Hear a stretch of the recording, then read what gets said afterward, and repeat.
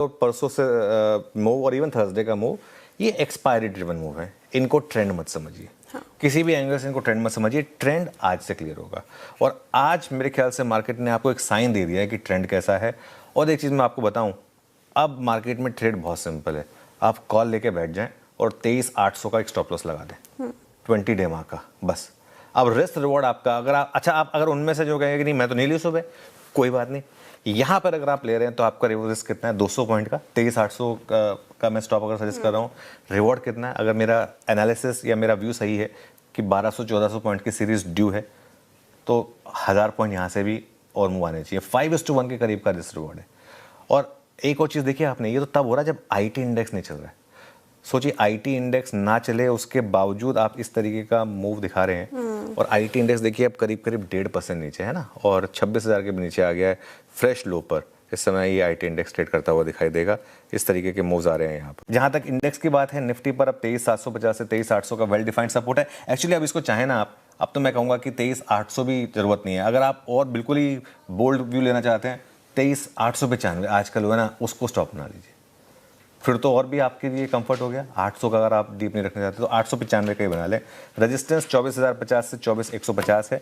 लेकिन मेरा मानना यह है कि इस बार इस सीरीज़ में हम शायद वो जो हमारा 24,250 का एक रेजिस्टेंस, जिसको हम पिछली सीरीज में क्रॉस नहीं कर पाए थे, 24,263 का हाई था मेरे ख्याल से, 24,261 का हाई था। एक बार 2 हफ्ते का चार्ट रखिएगा निफ्टी का, आई थिंक 24,261 का हाई था हमारा, जिसको 24,261.6।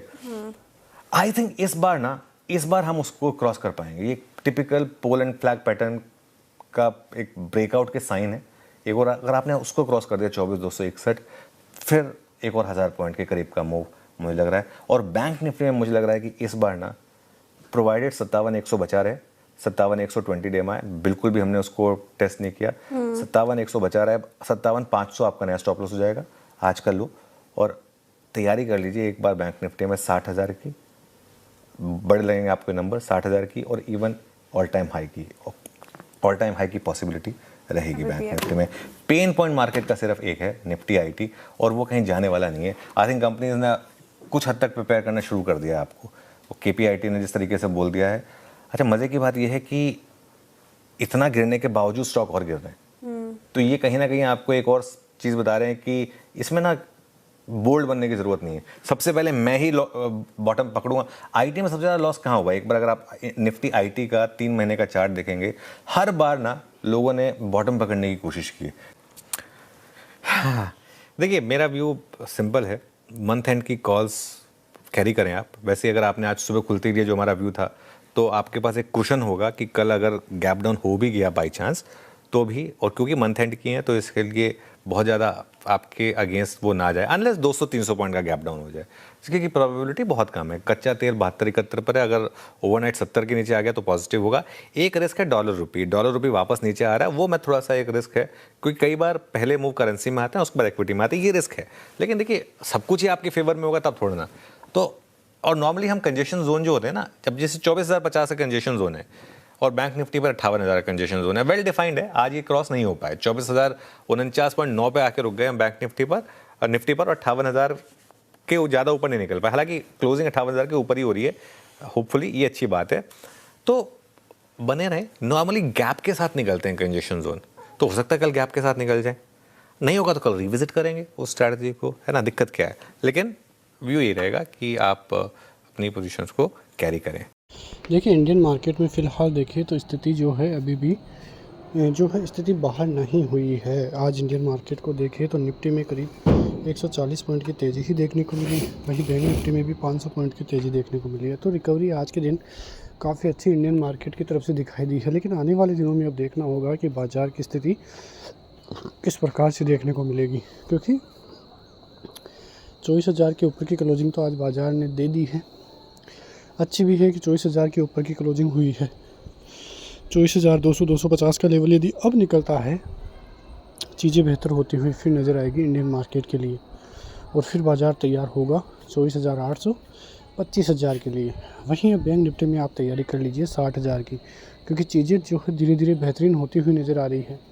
इसी प्रकार से बाज़ार की स्थिति पॉजिटिव रहती है तो दिक्कतें जो है फिर जो सेलर्स हैं उनके लिए बढ़ती हुई नज़र आएगी, क्योंकि लोगों का अभी भी, कई लोगों का यही अनुमान है कि बाज़ार ऊपर नहीं जाएगा।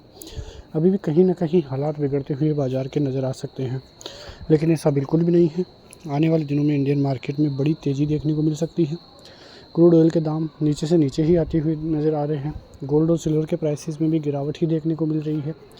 रुपया भी अच्छे लेवल्स पे देखने को मिल रहा है। उसके अलावा आप देखोगे तो एक ही चिंता है बस FIIs की, क्योंकि यदि FIIs की बाइंग स्टार्ट होती है तो इंडियन मार्केट में एक बहुत बड़ी रैली देखने को मिल सकती है। जैसा कि आपको पता है कि इस महीने में भी करीब 50 से 55 हज़ार करोड़ की सेलिंग FIIs करते हुए नज़र आए हैं। इससे आधी बाइंग भी यदि आना चालू होती है महीने में, तो आप अनुमान लगा सकते हैं कि इंडियन मार्केट में किस हिसाब की रैली देखने को मिल सकती है, क्योंकि लगातार FIIs इंडियन मार्केट में सेलिंग ही देखने को जो है दिखाई दे रही है। यदि थोड़ा सा भी अनुमान लगता है कि FIIs की वापसी अब इंडियन मार्केट में आना चालू हो गई है, तो अनुमान आप लगा ही नहीं सकते कि किस हिसाब की तेज़ी इंडियन मार्केट दिखाता हुआ नज़र आ सकता है। क्योंकि इतने दिनों से FIIs इंडियन मार्केट से एग्जिट होकर कोरिया के मार्केट में, चाइना के मार्केट में और जो है अदर कंट्रीज़ में जाते हुए, ताइवान में जाते हुए नज़र आए। वही कारण था कि इंडियन मार्केट से उन्होंने एग्ज़िट ली, क्योंकि वहाँ की जो वैल्यूएशन थी उन मार्केट की वो काफ़ी अच्छी थी। लेकिन अब धीरे धीरे इंडियन मार्केट की वैल्यूएशंस पे काफ़ी अच्छी हो रही है। FIIs को ये फ़र्क नहीं पड़ता कि बाज़ार की स्थिति क्या है, उनको बस अपने प्रॉफिट से मतलब है, और जल्द ही इंडियन मार्केट में FIIs की एंट्री दिखाई दे सकती है। मिलते हैं नेक्स्ट वीडियो में, तब तक के लिए जय हिंद।